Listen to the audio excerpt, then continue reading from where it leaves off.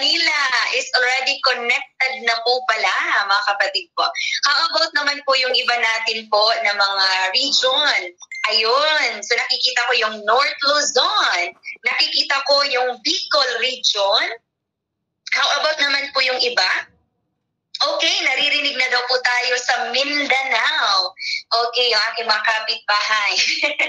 Okay, Manila 1, Manila 2, connected na po tayo, mga kapatid. Middle region, connected na po. Wow, thank God, mga kapatid po. Ayan, kumpirmado, mga sisian brothers. So ngayon, para masiguro natin na talagang sure na sure, 100% connected po yung bawat isa sa atin. So, syempre, yung atin pong, as usual, mga kapatid, roll call tayo, mga sisian brother. Oo, iba't ibang panig ng Pilipinas. Roll call, mga kapatid, para makumpirma po natin andyan po yung bawat isa. Okay po, so I think, no, kakatapos lang po na mag-offer ng mga hymno sa ating sublines. The same din po, mga kapatid, no, may mga magagandang hymno din na inalay po sa ating main line, kanina lang. So ngayon po, mga kapatid, roll call tayo. Kapag sinabing Luzon, mga kapatid, andyan po ba kayo, mga kapatid? Nasaan yung ating taga Luzon? Andyan po ba kayo, mga sisian brother? Sige nga, andyan po ba?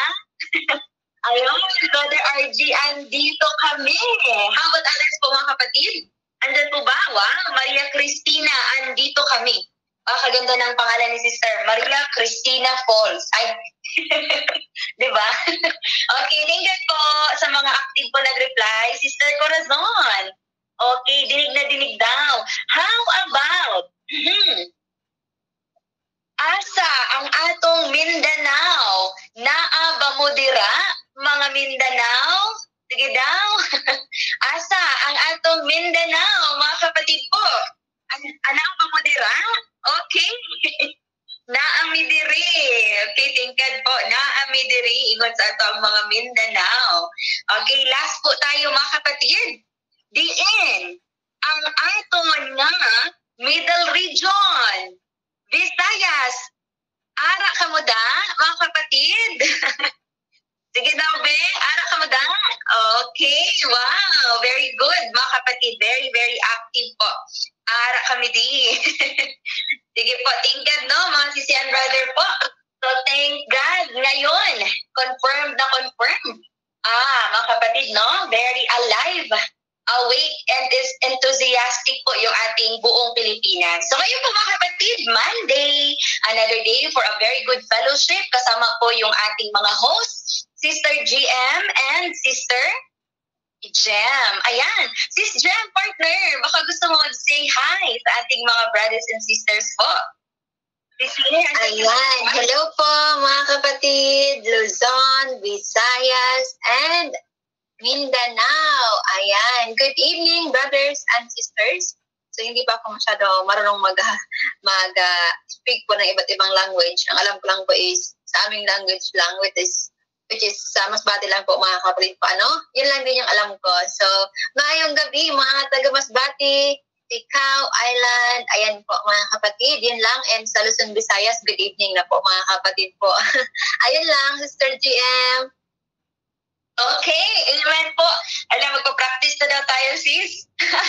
Buong Pilipinas, dapat ang dami pong ang daming mga lingwahe po na ginagamit sa ating Pilipinas. Sige po, mga kapatid, para ma-cherish po natin yung ating time, mag-umpisa na po tayo, mga kapatid po, no? So, ngayon po, mga sisian brother, i-quiet na po natin yung ating mga hearts. Yes po, mga kapatid, para po sa ating opening prayer po. Okay, so siguro po tonight, mga kapatid, ako na po yung magli-lead, no, sa ating opening prayer. Okay? Sige po, i-quiet natin yung ating mga puso po, mga kapatid, sa ating pong panalangin. Let us pray. Dear Almighty God, magandang gabi po. Maraming salamat po, makapangyarihang Diyos, sa gabing ito na ipinagkaloob mo po sa bawat isa sa amin. Ngayon po, makapangyarihang Diyos, magkakasama na naman po ang mga brother and sisters sa buong Pilipinas, mula Luzon, Visayas at Mindanao. para po sa isa na naman pong gabi ng aming pagtitipon at bago na naman pong paksa ang aming pag-uusapan ngayong gabi. Nawa po, Dear God, ikaw po ang manguna sa bawat isa sa amin, na matahimik po yung aming mga puso. Alam po namin, Dear God, yung aming mga sitwasyon, iba-iba po yung aming mga environment. Maari pong may mga paggambala sa aming mga signals, environment po na kung nasaan kami po ngayon. So, balik, Dear God, nawa po mapatahimik ng mga brother and sisters ng bawat isa sa amin yung aming mga puso at isipan po para makapag-focus, makapay attention kami sa aming fellowship ngayong gabi. Lalo na po, Dear God, kasi alam namin, Dear God, yung aming kaalaman po sa katotohanan ay napakaliit. Marami pa po kaming hindi nauunawaan, lalong-lalo na po makapangyarihang Diyos kapag kami po ay nakakaharap ng mga iba't ibang mga alingaw-ngaw, mga chismis o mga kuro-kuro sa ibang mga tao o kung saan man po nagmula na maaari po makaistorbo at makahadlang sa amin na magpatuloy po sa paghangad ng katotohanan at pagsaliksik ng iyong mga salita. Nawa po, Dear God, sa mga kapatid po na hindi pa po nakadalo, sila po ay makahabol at magiging posible sa bawat isa sa amin na makadalo sa fellowship ngayong gabi, lalo-lalo na yung mga brother and sisters po namin na nahihirapan sa mga signal. Yung iba naman po ay gusto nga dumalo subalit walang load. At ngayon po, laking pasasalamat po ng bawat isa sa amin kasi naka-join po kami, nabigyan kami ng pagkakataon po na makadalo sa fellowship ngayong gabi po. Maraming salamat po, makapangyarihang Diyos. Ito ang aming dalangin sa iyong pangalan po, aming makapangyarihang Diyos. Amen. Amen po, mga kapatid. Ayan, thank God po. So, kung nakasabay po tayo sa ating pong opening prayer, maybe we can type, no? We can type amen po sa ating mga groups po, mga sisi and brother. Tapos, kung medyo late tayo konti, mga kapatid po, ay we can have our silent prayer po, mga sisi and brother. Okay? So, by the way po, may mga nag-feedback, may nag-e-echo daw po ba hanggang ngayon? Mga kapatid, echo pa rin po ba yung ibang lines? Okay. Clear lang. Hindi daw clear po yung sa iba. Yes po? Parang malayo po yung voice mo. Parang natatakpan po yung mic mo po. Hanggang ngayon, sis? Opo. Medyo malayo. Parang malayo. Sa akin lang yata. Hindi ko alam. Wait lang. Sige, mag-try ako mag-drop po, sisi. Sige po. Ayun sa inyo po mga kapatid po, clear naman po bang voice po ng Sister GM? O sa akin lang po yata yun yung parang malayo? Clear. Clear na clear. Okay. Ayun na, nag-drop na tuloy yung aking partner. Ayun sis, sa akin lang daw pala yun. Sorry na. Sis, pasasayawin kita mamaya. Sige ka. Ganyan. Okay. Sige po mga kapatid. Ay, clear naman pala sa iba. Ito talaga si Sis Gem ha. Sasayon kita mamaya. Sige ka. Okay po. Amen. Ayan, clear lang daw po pala yung aking boses po, sabi ng mga brother and sisters. So, nahirapan tuloy ako mag-join kasi very active po yung mga groups. Mga kapatid po, no? Sige po, mga sister brother. Clear na po ba yung ating mga lines? Kasi may nag-feedback po. Yung Mindanao. Mga kapatid, okay na po ba yung linya po? Okay, clear na daw. Sige po. Thank God, no mga kapatid po. Okay, so ayan, again and again and again, magandang gabi, mga kapatid. So, kumusta po, mga sis and brother? Kumusta po yung ating weekend po? No? So, naman po ay happy weekend po tayo. Happy po yung Saturday, Sunday po natin, mga kapatid. Ayan, lalong-lalo na. Sino po yung nakapag-join ng face-to-face nung weekend po, mga kapatid? May nakapag-join po ba? Sino po yung nakapag-join? Mga sisi and brother. Wow, I know na mas masaya po mga kapatid, no? Kapag kasama po natin yung kaisa ng pananampalataya. Alam niyo po mga kapatid, kahit first time niyo po ma-meet yung mga brothers and sisters po na mga believers ni Almighty God, parang matagal na kayong friends. Parang matagal na kayong kakilala. Parang long lost friend na parang pamilya talaga, no? Totoong pamilya po yung nararamdaman ng bawat isa sa atin, especially face-to-face. Kahit naman online, di ba? Mga sisi. Pero mas maganda din na maranasan natin yung face-to-face. Sino po yung naka-experience, mga kapatid? Ayan, kaway-kaway po tayo. Pwede din po tayo mag-share ng ating mga magagandang mga pictures. Wow! Sige po. Ay, by the way, makalimutan ko. Ayan. Kumain na po ba tayo, mga sisi and brother? Dahil eating na po. Ano ulam niyo, mga kapatid? Ayan, baka hindi pa nakapaghapunan yung partner ko po. Pahingi daw si Sis Jem, mga kapatid. Sis Jem, ano ulam niyo, mga kapatid? Pahingi daw si Sis Jem. Ayan, kasali na din ako, syempre po. Okay, so by the way po, mga kapatid, nag-ask lang po ako para sigurado po tayo na meron tayong energy sa fellowship natin ngayong gabi po, mga kapatid. Yes. Kasi di ba po, mga sisi and brother, noong nakaraan, napag-usapan natin yung napakaganda din pong paksa. Hala, memory check na naman, mga kapatid. Naaalala pa ba natin yung ating topic last Wednesday? Kasama po sila Sister Bem, Sister Jelaine at Sister Lay. Tungkol saan, mga kapatid po, yung napag-usapan natin noong Wednesday. Wow, pritong manok! May mga set dito po, mga pritong manok daw. Ay ba, sarap, no? Okay, pritong manok, adobong lamb. Ay, alasin? Adobong lamb? Hindi ko pa na-try. Paksiw na isda, longganisang lukban. Wow, salamat sa pag-share. Okay, wow, very good. Brother Gilbert answered, spiritual na labanan. Yes, mga kapatid. Tama. Very good po, Brother Gilbert. Ang napag-usapan natin nung nakaraan ay patungkol sa spiritual battle, mga kapatid. So now, tungkol po sa napag-usapan noong last Wednesday, alam na po ba natin, mga kapatid, kung paano makilala ang mga panlalansi ni Satanas at kung paano malabanan ang mga ito? Hala, naalala niyo pa po ba, mga kapatid, paano makilala at paano din malabanan? Sige nga, mga kapatid po. Wow, Brother Alex, anong ugat at kahulugan ng spiritual na labanan? Wow, amen. Thank God. So po, mga kapatid, sino po yung nakaalala? Paano po natin makilala, mga sisi and brother? Ano ba yung mga iba't ibang spiritual na labanan na naranasan po ng bawat isa sa atin? At paano din po natin ito malalabanan, mga kapatid po? Sige nga, sino po yung mag-share po sa ating main line? Mga kapatid, may gusto bang mag-share? Hello? Hello, sis. Okay. Yes po, brother. Share Go ahead po. Share pa ako ng konti. Oo, sure po. Go.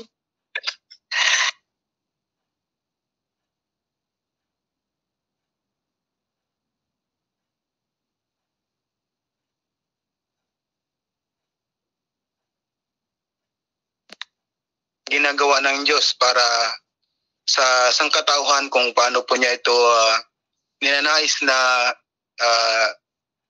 iligtas o baguhin yung mga tiwaling disposisyon nito at para mapaabot po sa tao yung mga dapat po nilang gawin. Si Satanas naman po ay kabaligtaran. Lahat po ng ginagawa ng Diyos ay hinahadlangan po niya sa pamagitan po ng mga bagay na yung mga panunukso niya sa pamagitan po ng mga makamundong mga pamamaraan po, yung mga masasamang pamamaraan, yung kagaya ng paghadlang sa atin sa pakikinig ng o pag-join sa mga fellowship. Marami siyang kaparaanan na ginagawa, yung ginagawang abala yung mga tao sa kanilang trabaho at inahadlangan sa pamagitan ng mga sa pamilya, yung mga paghadlang doon sa minsan sa mga anak, sa asawa. Yun po. Yun lang po, sis. Amen po. Ayan. Amen. Thank God po, brother. Very good sharing na. Amen po. Ayan, may mga nagta-type din po, no, mga kapatid. So, let's be active to type po. Ayan, sabi po ni Sister Kim, like for example, pag malapit ng fellowship, daming distractions na nangyayari. Wow, tama talaga, Sisi. Ito yung pinaka number one na very, very obvious. Di ba po, no, mga kapatid? Yes po. Ang dami pong mga distractions na nangyayari po, mga sisi and brother. Kaya hindi po tayo nakaka-focus, hindi po tayo napapalapit kay God, hindi natin nakakwait po yung ating mga heart and mind, no, sa pakikinig po. And marami pang iba. Sabi nga po dito ni Tisha, isa na sa panlililang ni Satanas, inaantok ka sa fellowship. Isa na din po, mahinang signal. Nawawalan tayo bigla ng wifi. Kanina lang, no, patingin-tingin ako ng mga videos. Okay naman yung signal ko, pero kapag nag-host na, or di kaya naman po, nakikinig ng mga fellowship, bigla na lang pong humihina, no, yung ating signal, mga kapatid po. So now, at least ngayon po mga kapatid, nalaman na natin, ikaw pala Satanas ha? Mahalis pang istorbo mo pala ito ha? So ngayon, hindi na natin ito makikita na normal na lang. Kagaya po, no, pinagbabawalan tayo, oo, nagagalit yung ating mga partners, hindi naman ganun before, di ba? So now po mga kapatid, sabi nga po doon, may mga paraan pala paano natin malabanan yung mga, ito po, spiritual na labanan. Oh, di ba po, naalala niyo pa mga kapatid? Okay, una, anong sabi doon? Manalangin at hanapin ang kalooban ng Diyos. Hindi pala mawawala yung prayer, no, mga kapatid. At pangalawa, tingnan ng malinaw ang espiritual na labanan sa mundo. Huwag pag-aralan ang mga pangyayaring nasa itaas at tanggapin ang lahat mula sa Diyos. At pangatlo, sumunod sa salita ng Diyos, magpursige na dumalo sa pakikisama at siyasatin ang totoong daan. Wow. Amen. No, mga kapatid, napakahalaga talaga ng pananalangin, no? Pag-rely kay God, mga kapatid po. Kasi kung hindi, madadala po talaga tayo, no, sa mga pakanap po ni Satanas, mga sisi and brother. So, naging clear lang po ba tayo, mga kapatid po, sa naging topic po noong Wednesday, mga sisi and brother? Okay, yes, clear. Amen, mga kapatid po. And now, this evening, mga kapatid, mayroon tayong isang magandang pag-uusapan. So bago ko po sabihin, mga kapatid, kung ano kaya yung pag-uusapan natin tonight, may tanong muna ako, mga kapatid. Kayo po ba, mga sisi and brother, no, mga kapatid, nakatry na po ba kayo na pinagbawalan or hinadlangan na dumalo sa fellowship, mga kapatid? Nakatry na po ba kayo?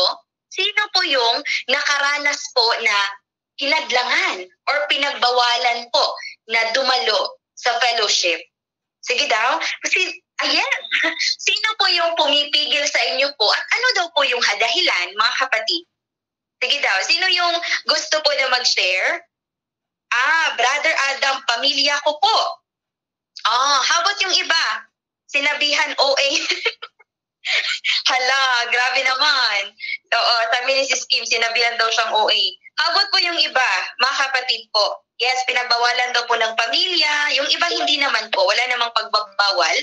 How about po yung ibang mga kapatid? Naka-experience po ba kayo? Ako po, until now. Naku, sabi ni Sister Liza, no, from South Luzon, until now daw. Sabi naman ni Sister Maria Cristina, biyanan ko po, yung nagbabawal daw kay ate, ayun. Sabi naman ni Brother Alex, Mrs. at anak ko po dati. Grabe no, mga kapatid. So, mga kapatid po, pwede niyo po bang ma-share, mga brother and sister, ano po yung dahilan? Usually po, ano po yung dahilan? Bakit daw po hinahadlangan nila tayong dumalo? Bakit daw po? Okay. Okay po. Pastor pala yung brother, kapatid ni Brother Adam. Okay. Sabi ni Brother Brian, pamilya ko po. Sabi nila, kulto ito. Okay. Kulto daw po. Ang pananampalataya sa ating makapangyarihang Diyos. Ako naman. Okay. Sabi naman ni Ate Bina, dati sis, my whole family, but now hindi na po. Okay. Thank God. Sige po.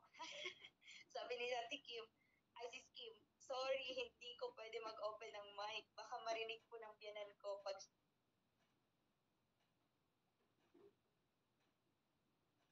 Kapatid, sabi dito, okay, sabi naman po dito, ako po, sabi ni Sis May, pamilya ko, ayaw nilang, wait lang, okay, nakalusot yung sharing, ayaw nilang maniwala na bumalik na ang Diyos at nagkatawang taong muli.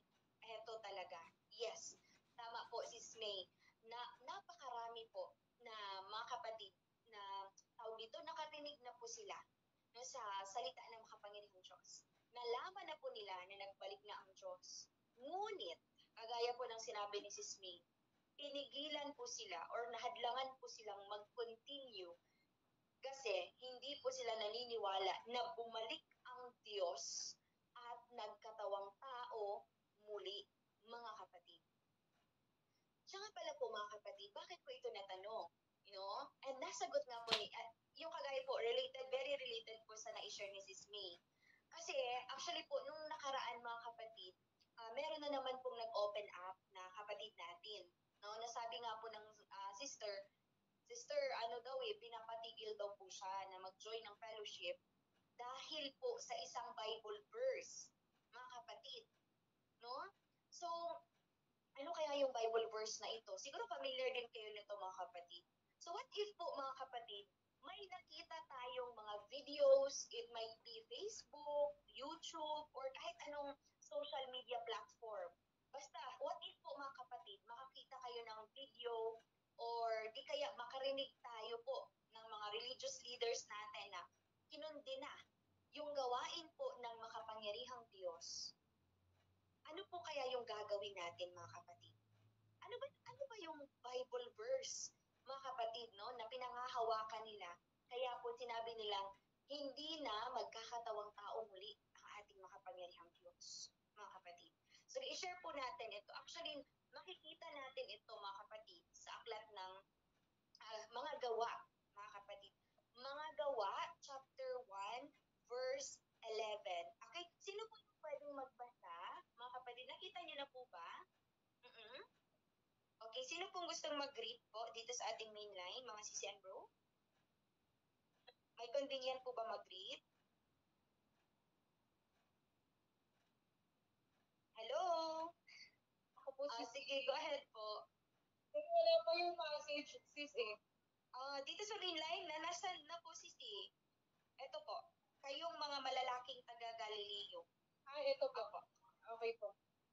Kayong mga lalaking taga-Galilea, bakit kayo'y nakatayong nakatingala sa langit?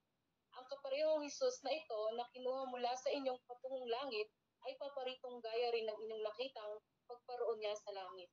Mga gawa, chapter 1, verse 11. Amen po. Ayan, amen po. Thank God po si very clear reading. Hala, nag-share po si Brother Alex sa akin, sis, may nag-send po ng link ng video po na fake daw po ang Church of Almighty God. Ayan. So actually po, napakaganda po na nag-share po ikaw po, Brother Alex. Kasi yun din po yung share ng ating sister po last mga previous days lang po mga kapatid. Yun nga pinapatigil siya at nalilito po siya mga kapatid. Kasi yung ginamit po nila na verse, mga kapatid, ito po yung sa Gawa chapter 1:11, yung binasa ng sister natin kanina. No na, ayun nga po, kung paano daw po no ang kaparehong Jesus na ito na kinuha mula sa inyong patungong langit ay paparitong gaya rin ng inyong nakitang pagpaparoon niya sa langit. Di ba po alam natin na resurrected body po yun ng ating Lord Jesus. Di ba po spiritual na katawan, mga kapatid, no, yung umakyat sa langit. Yun. So sinabi po sa verse daw dito, hindi magkakatawang tao kasi kung spiritual body umalis si Lord Jesus, dapat pagbalik niya spiritual body din. So yun yung pinapaniwalaan nila. So ngayon po mga kapatid, actually napakahalaga po ng topic natin ngayon. Bakit po? Kasi pag hindi natin ito hindi po naging clear sa bawat isa sa atin itong topic na ito tonight, possible na isa din po tayo sa maaaring tumigil sa fellowship. Napakalungkot po nun, mga kapatid. So kaya naman, yung verse na ito, paano ba talaga natin ito dapat naunawain? Mga kapatid, paano nga ba babalik ang Panginoon? So isa po ba tayo sa nag-aalangan, mga kapatid? Or isa tayo sa nagsasaliksik para maunawaan yung katotohanan? Yes, sabi ni Brother Alex, hindi ko pinapansin sis. Thank God naman, brother. So huwag tayong mag-alala mga kapatid po. Kasi yung layunin po ng ating fellowship ngayong gabi po ay upang pag-aralan at matutunan po nating makilala yung mga iba't ibang mga aliw-ngaw-ngaw, no, mga kapatid, tungkol po sa gawain at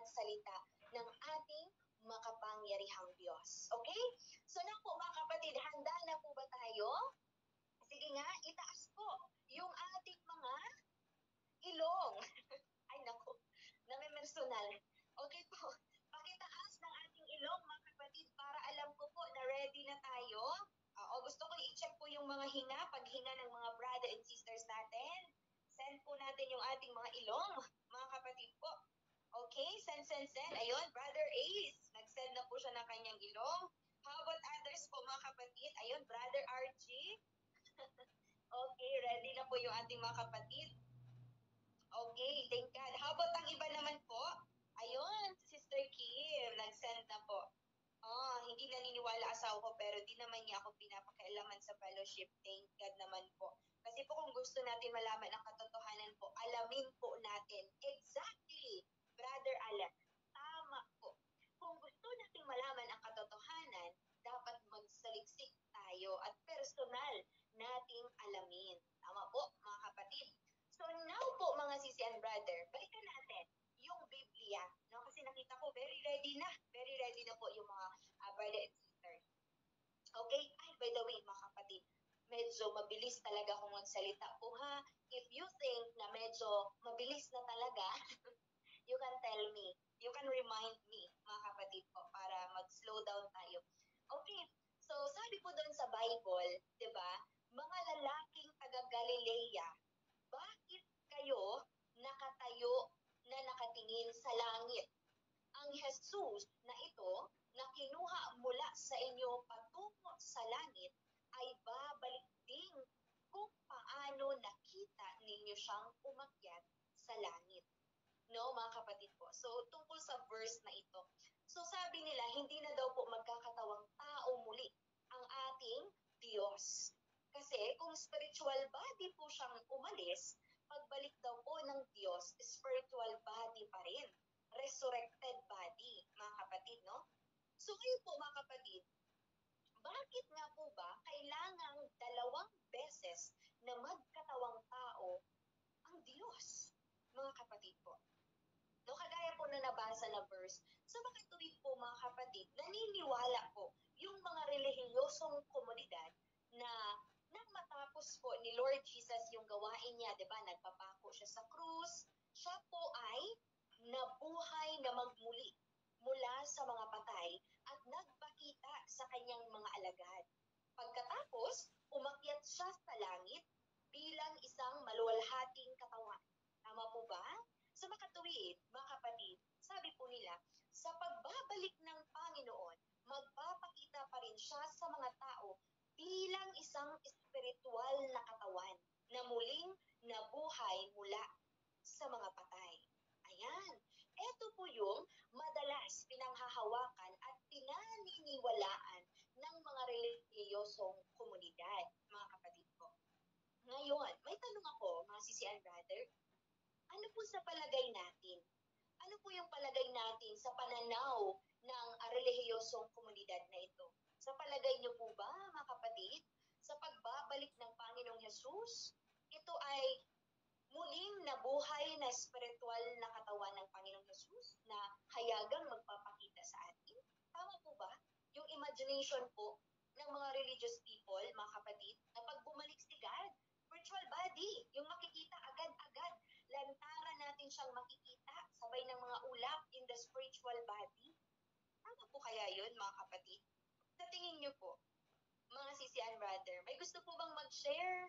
Ano po yung sa tingin niyo, mga kapatid? How do you think, mga sisi and brother?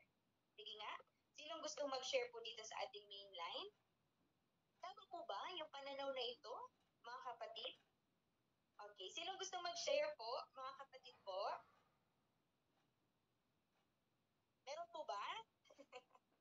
Okay, how about Brother Alex po? Gusto mo mag-share po, brother?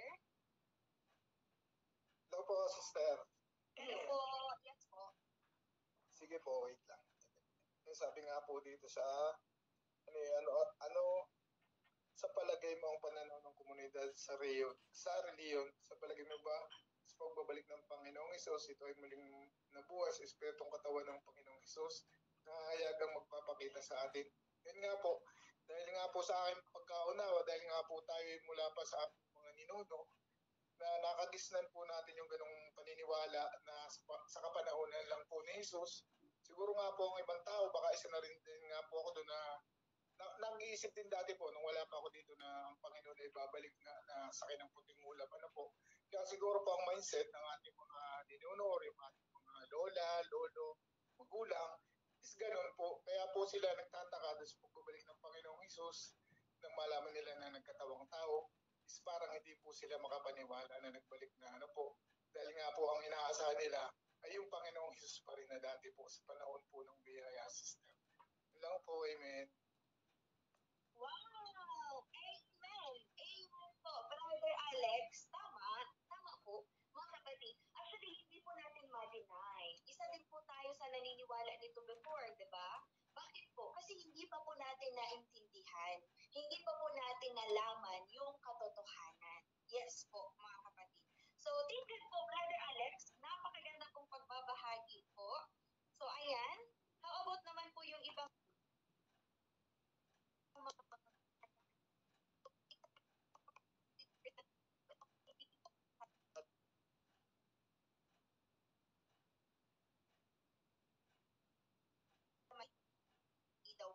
hindi daw po spiritual na katawan.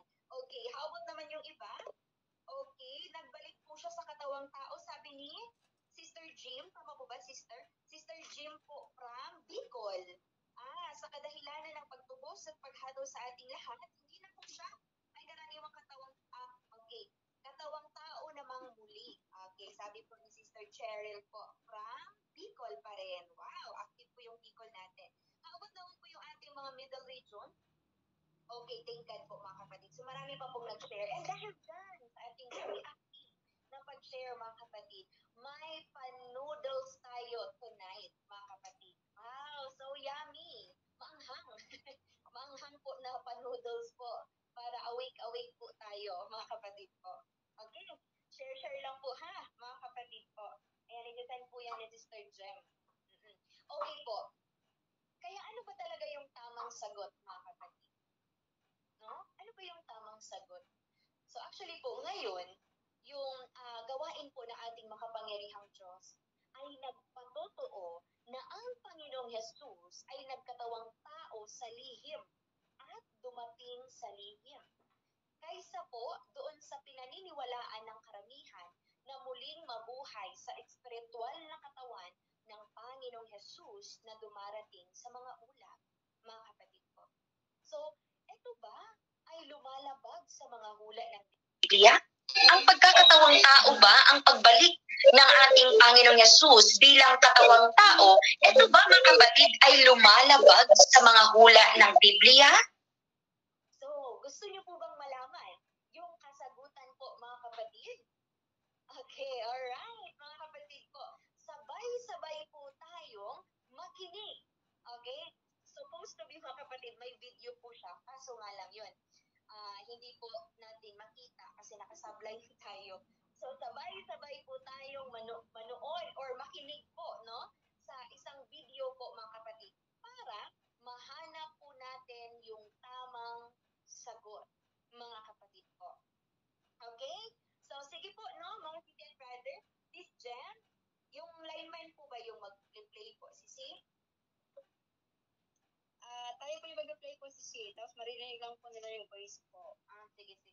Okay, mag-play ka si C po? Sige po. Okay, tingnan po. Nasa cellphone ako. Mag-join lang po ako sa laptop. Kasi sa cellphone kasi is sa laptop kasi parang layo ng voice mo. Kaya nag-ikot ako sa cellphone mo. Sige. Okay po si C. May double voice daw po. Sabi po sa North Luzon. Mga kapatid, pa-connect po tayo sa ating mga leader po. North Luzon, hindi daw po maintindihan kasi naka-double voice. Oo, pa-check po tayo mga kapatid. Okay, tuloy-tuloy po yung nag-share po sa ating Bicol. Wow, very active po yung Bicol. Okay lang po ba, sister? Brother Sham, Po. nasaksihan ninyong nagbalik ang Panginoong Jesus, gumawa sa katawang tao. Ngayon ko lamang narinig ito. Alam nyo, parang hindi ko nabasa ang gayon sa Biblia. Naniniwala akong bumaba ang Panginoon sa ibabaw ng ulap. Gaya ng sabi sa Biblia, kayong mga taga-Galilea, bakit kayo'y nakakatayong tumitingin sa langit? Itong si Jesus na tinanggap sa langit mula sa inyo, ay paparitong gaya rin ng inyong nakitang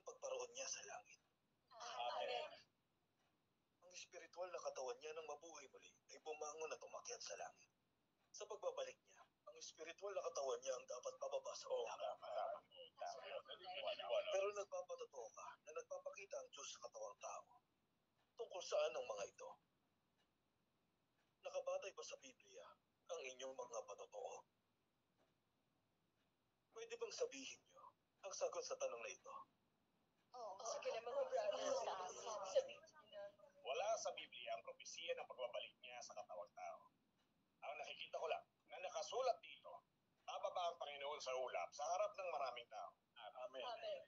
Pero sinabi niyong muli siyang nagkatawang tao para gawin ang paghatol sa mga uling araw. Halatang hindi ito ayon sa Biblia. At madalas, na sinasabi ng mga pastor na anumang patotoo sa pagdating niya ng pagkakatawang tao ay mali. Kaya, imposibleng bumalik ang Panginoon sa katawang tao. Hindi ko matatanggap ang patotoo niyo. Hihintayin ko na lang na bumaba siya sa ulap at dalhin kami sa langit. Yak na hindi ito pagkakamali. Tama yan. Hindi yan. Brother Wu, makinig muna tayo sa sasabihin nila. Pag-usapan natin ito. Sinasabi niyong imposibleng bumalik ang Panginoon. Saan yung tao? Tama ba? Sa Biblia nakasulat na babalik ang Panginoon sa katawang tao.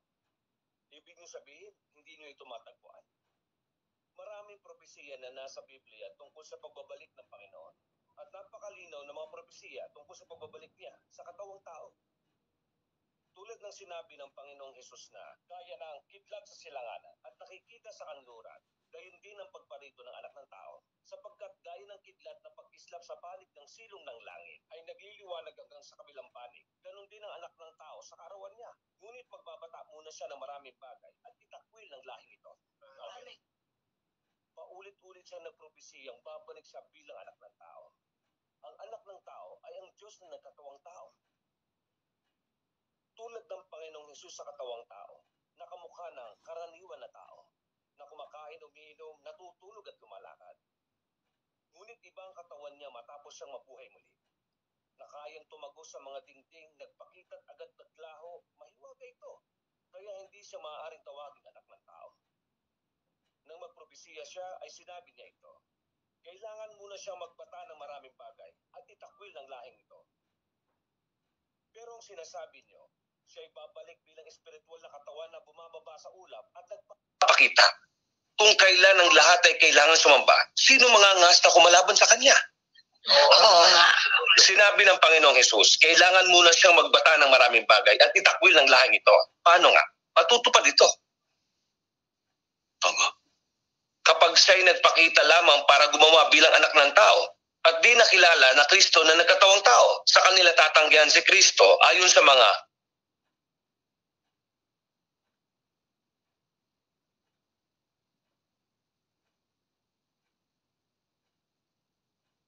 都能看见。那主耶稣预言他再来，没有人知道，子也不知道，如同贼一样。这话又该magpupuyat ay paririyan ako, gaya ng magnanakaw. At hindi mo malalaman kung kailan ako paririyan sa iyo. Amen. Kung siya'y bababa sa ulap sa espiritual na katawan, malalaman ng lahat ang tungkol dito. Ngunit siya'y nagpropesiya na sa pagbabalik niya ay walang nakakalam, kahit ang anak at gaya ng magnanakaw. Paano matutupad ang mga ito? Oo nga. Kung ang Panginoong Hesus ay magpapakita, paano niya mismo malalaman ito? Tanging kapag siya'y nagkatawang tao bilang anak ng tao, naging isang karaniwang tao, matutupad ang mga salita na di malalaman ng anak. Gaya ng Panginoong Hesus, bago isagawa ang ministeryo niya, di niya rin alam ang katauhan niya bilang Kristo na dumating para sa pagtubos. Kaya't madalas, nagdasal ang Panginoong Hesus sa Diyos Ama. Nang simula niyang gampanan ng ministeryo niya, natanto niya ang katauhan niya. Amen. Mas practical ba itong tanggapin ng ganito? Oo. Sasabihin niyo pa rin bang walang propesiya sa Biblia na siya'y magbabalik sa katawang tao? Hindi. Ito ang propesiya ng Panginoong Hesus. Ang anak ng tao ay ang Diyos na nagkatawang tao. Hindi niyo pa rin ba ito matatanggap? Hindi ko ito naisip ng ganito. Malinaw nilang ibinahagi ang propesiya ng Panginoon. Oo. Naihula nga na ang Panginoon ay magbabalik sa katawang tao. Madalas, nating marinig ang salita ng Panginoong Hesus. Bakit bakit di natin to nakita? Oo nga, bakit di natin to nakita? Ngayong nakita niyo na ito, hindi ba't magbabalik siya sa katawang tao? Oo nga. Hindi na natin pinagtatrabaho. Ramdam ng ilang tao na kung magbabalik siya sa katawang tao, bakit hindi niya ito direktang sinabi? Ba't niya pa sinabi ang pagpapakita ng anak ng tao? Oo nga, bakit? Likas ito sa mga propesiya. Ito ay mga pahiwatig. Kung pagpapakita ito sa katawang tao, simpleng salita ito, hindi propesiya. Kapag inalam ng tao, ang ibig sabihin ng anak ng tao, maliliwanagan sila at matatanto nilang ito'y nangangahulugang pagkakatawang tao. Nung naniwala tayo sa kanya, hindi natin ito naintindihan. Natanto lang natin ito nang dumating ang makapangyarihang Diyos at ibinunyag ito. At ang propesiya ng Biblia na ang pagparito ng anak ng tao ay pagkakatawang tao. Dahil natitiyak natin babalik ang Panginoon sa katawang tao, paano natin matitiyak na siya ang pagpapakita ng Diyos? Oo nga. Sabihin niyo pa. Dapat natin makilala ang tinig niya. Kung siya nga ang pagpapakita ng anak ng tao, magpapahayag siya ng mga katotohanan. Tama. At may papaliwanag ang layunin ng pagpapakita at gawain ng Diyos. At para gumawa sa isang yugto sa tulong ng paghahayag ng katotohanan. Ganun pala. Kaya't ang makapangyarihang Diyos na nagkatawang tao sa mga huling araw ay hinayag ang katotohanan para sa kaligtasan. Gumawa ng paghatol simula sa bahay ng Diyos. Amen. Ang hinayag niyang mga salita ay ang salita ng banal na espiritu sa mga iglesia. Nagsasalita ang Diyos sa pamamagitan ng katawang tao para sa mga umasam sa pagpapakita niya. Amen. Ang mga nakadarama sa salita ng makapangyarihang Diyos bilang katotohanan at tinig niya ay ang matatalinong dalaga na dinala sa Diyos para dumalo sa piging ng kasal ng kordero. Amen. Kinakain at ininom nila ang salita ng banal na espiritu araw-araw. Nararanasan ang gawain niya. At pinatutunayang ito ang pagpapakita at gawain. Oo nga. Kaya't sila ay nagpatotoo na ang Panginoong Hesus ay nagbalik bilang ang makapangyarihang Diyos na nagkatawang tao. Amen. At hinahayaang lumapit ang mga tao para makinig sa ang salita ay nagpapakita sa katawang tao. Amen. Yun ba ang inyong aklat? Ito ang katuparan ng propesiya niya. Datapwat pagkahating gabi ay may sumigaw. Narito ang kasintahang lalaki. Ako'y nakatayo sa pintuan at tumutuktok. Kung ang sino man ay duminig sa akin at magbukas ng pinto, ako'y papasok sa kanya. At hahabong kasama niya at siya'y kasama. Amen. Salamat sa Panginoon. Ang di makakakilala sa tinig niya na magkokondena sa gawain ng Diyos sa mga huling araw ay ang mga mangmang na dalaga na ibinunyag at inalis. Sila iiyak at magtatagi sa ngipin sa kalamidad. At ganito ang nangyayari ngayon, di ba? Sa pagsalubong sa Panginoon, kung magtutuon lang tayo sa pagbaba ng Panginoon sa ibabaw ng ulap, nang hindi nakikinig sa tinig ng Diyos at hinahangad, ang talumpati sa iglesia ng banal na espiritu, kundi bulag na nakikinig sa salita ng mga pastor at magsasabing ang patotoo tungkol sa kanya ay di totoo. Sinasalungat natin ang Biblia. Oo nga. Tama yun. Oo. Anong sinasabi sa Biblia? Sapagkat maraming magdaraya na tunay ngang nangagsilitaw sa sanglibutan, hindi nangagpapahayag na siya'y napariritong nasa laman. Ito ang magdaraya at ang Antikristo. At ang bawat espiritong hindi siya ipinahahayag ay di sa Diyos at isang Antikristo. Oo nga, na inyong narinig na darating at ngayon nasa sanglibutan na. Naaayon ba sa Biblia ang pagkakaila ng mga pastor tungkol sa pagkakatawang tao niya? Hindi ganon. Maliraw ang patotoo sa pagbabalik niya bilang katawang tao. Mapanlin lang ang mga salitang ito. Oo. Kung pagbabatayan natin ang mga salita ni Apostol Juan, hindi ba't mga Antikristo ang mga pastor at elder na nagtatatwa sa pagkakatawang tao? Oo. Tama. Kung nakikinig kayo sa mga panlilinlang na ikinakalat ng mga pastor at elder, mababati niyo ba siya? Masasaksihan niyo ba ang pagpapakita niya? Madadala ba kayo sa harap niya tulad ng matatalinong dalaga? Hindi. Paano matatagpuan ang pagpapakita at gawain ng Diyos? Sabihin niyo kung paano.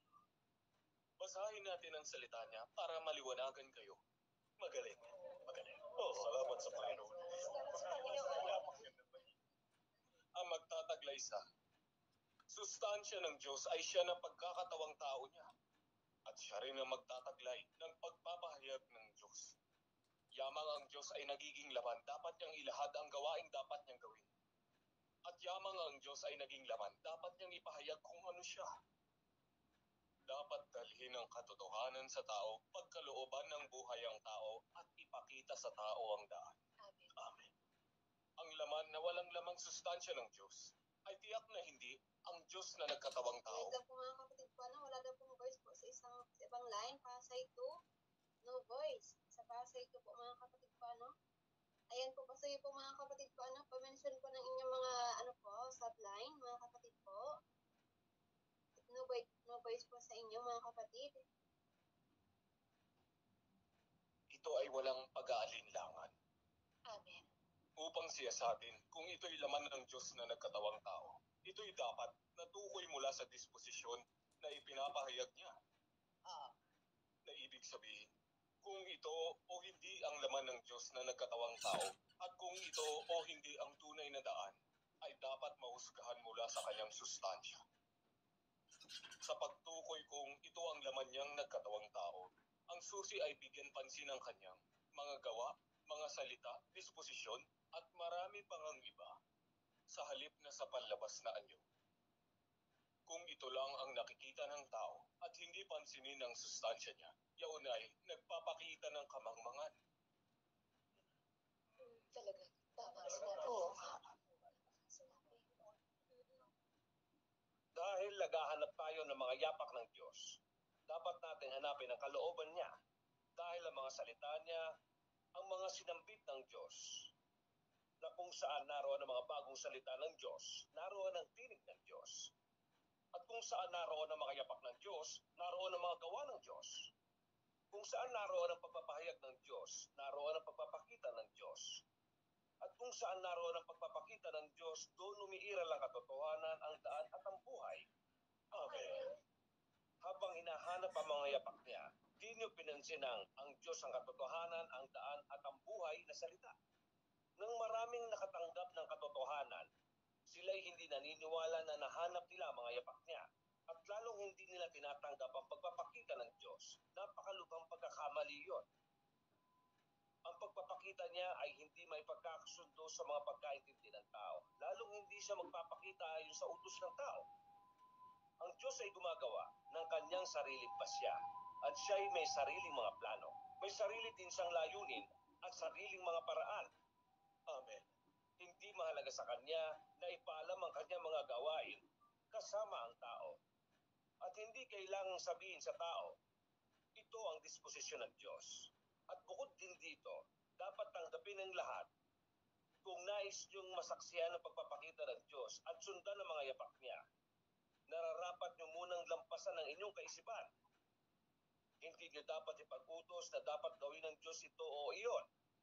Mas lalong ilagay mo siya sa sarili mong hangganan at limitahan siya sa iyong sarili mga pagkaintindi. Pagkos, dapat niyong itanong kung paano ninyo dapat hanapin ang mga yapak ng Diyos. Kung paano niyo tatanggapin ang pagpapakita niya at magpasailalim sa bagong gawain ng Diyos. Yan ang dapat na gawin ng tao. Amen. Dahil ang tao ay hindi ang katotohanan at hindi taglay ang katotohanan. Ang tao ay dapat magsaliksik, tumanggap at sumunod. Amen. Salamat sa magandang balita dito. Nagsiyasa. Naipaliwanag ng salita niya ang pagpapakita at gawain ng Diyos. Ngayon ko lang narinig ang kanyang mga salita. Salamat sa Diyos. Ang salita ng makapangyarihang Diyos, ang katotohanan. Naliwanagan ang puso ko ngayon. Salamat sa Panginoon. Salamat sa Panginoon. Salamat sa Panginoon.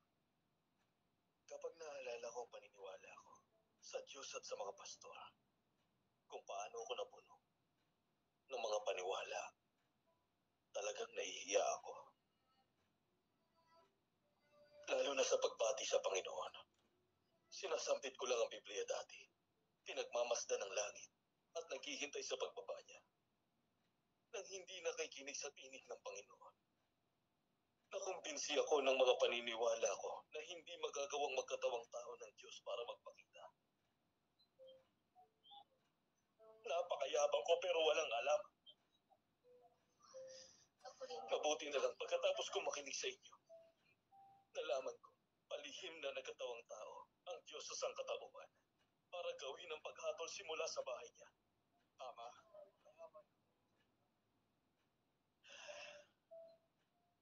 Matagal tayong nalinlang ng mga pastor at elder. Ngayon lang natin nasuri ang gawain niya. Mabuti na lang, di natin pinalampas ang pagkakataong ito. Salamat at di niya tayo pinabayaan. Salamat sa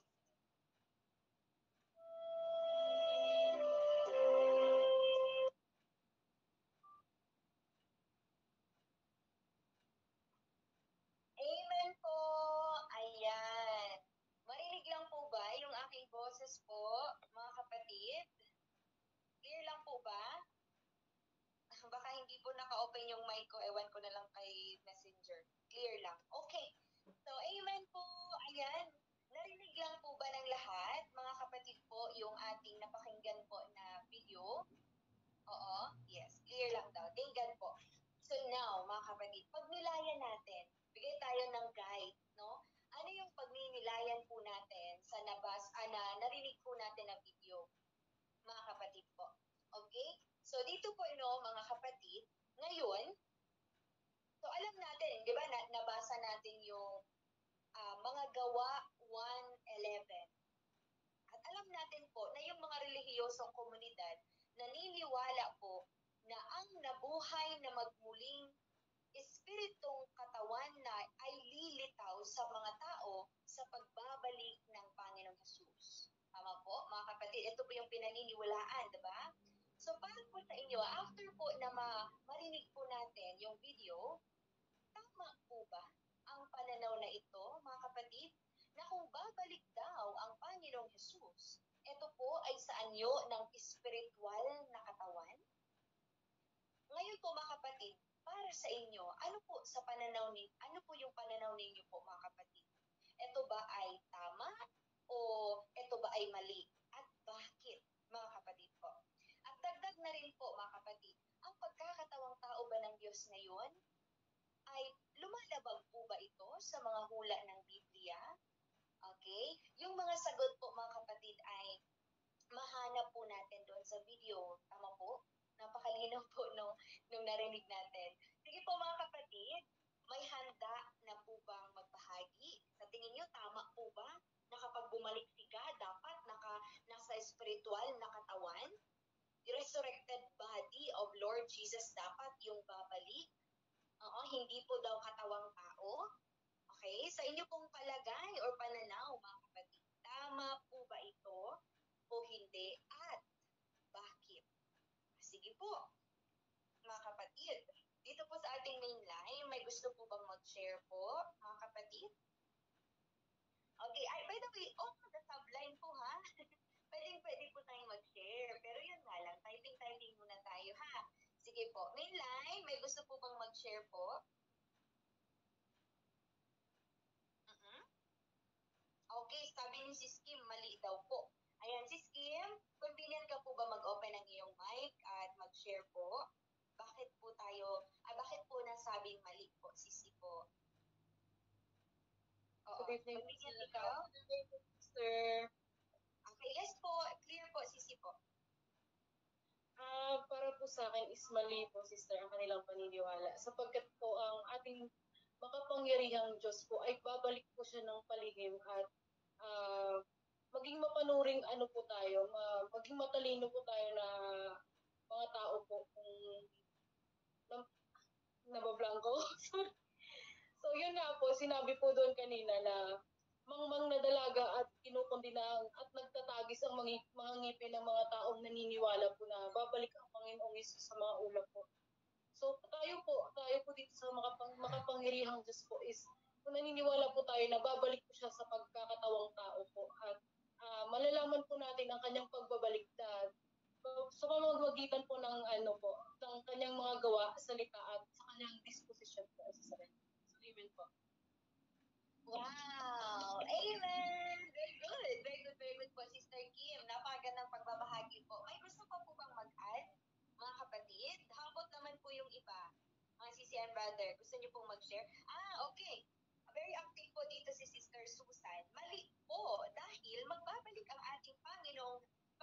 Panginoong Jesus sa pamamagitan ng pagkakatawang tao.